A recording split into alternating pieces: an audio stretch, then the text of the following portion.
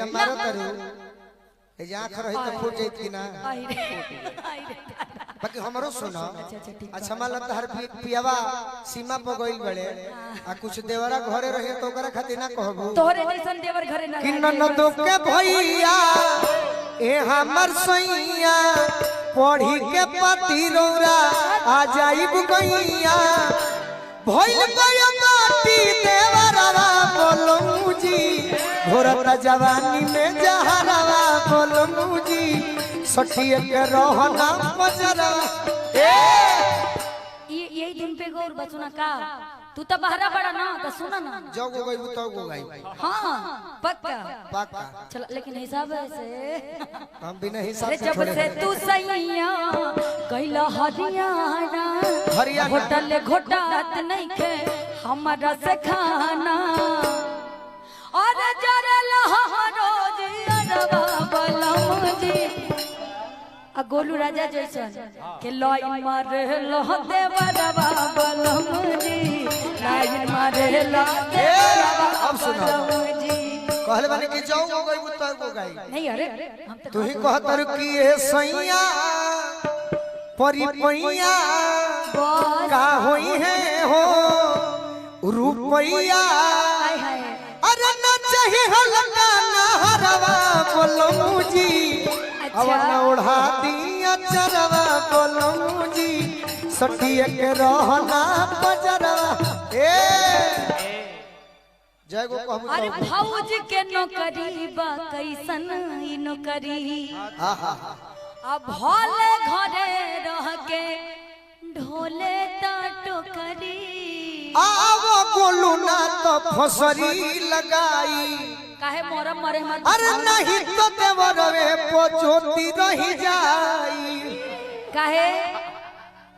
जवाब जे हम सब काहे मत जे पूछो जे बियाह कर के अपना सैया जी से देवरे के संगे रह जाई कारण बा का जेकर पियावा 10 साल सुना से ना पहले का बा सुनो कारण सुनो ना पहले भाव सुनो कारण ना सुनी भौज के नौकरी बा ई कैसन हा नौकरी बहुत अच्छा नौकरी हो राइफल बड़ी काम करे नया नया बियाह भइल बा छोड़ के बाहर जाइबा भले घरे रह के हरे राजा जी ढोले ता टोकरी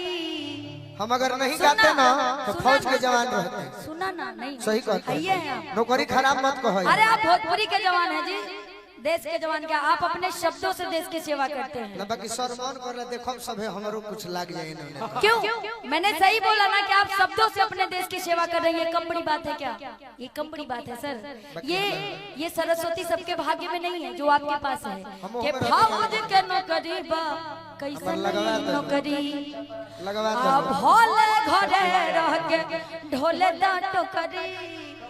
काहे हमरा दिलवा पे करेला तुमार हो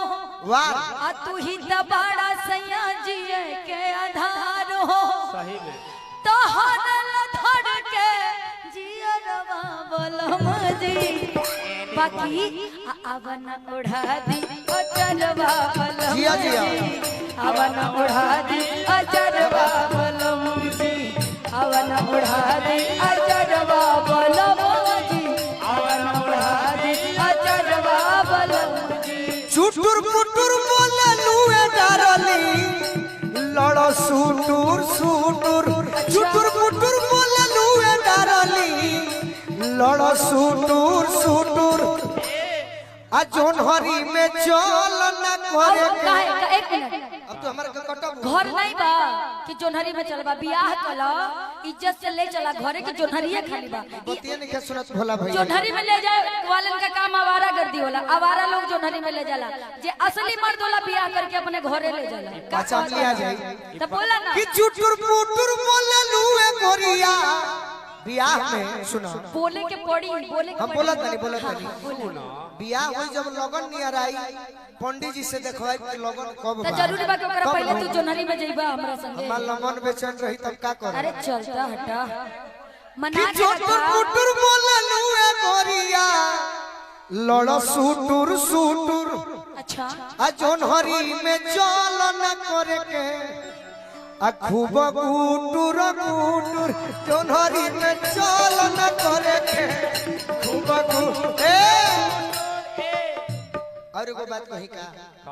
पिज्जा लेखा पुतरी को मरिया बरगर लेखा गाल चुप रह अब भरेलू चौकड़ी गली में कैसन आ चौमिन लेखा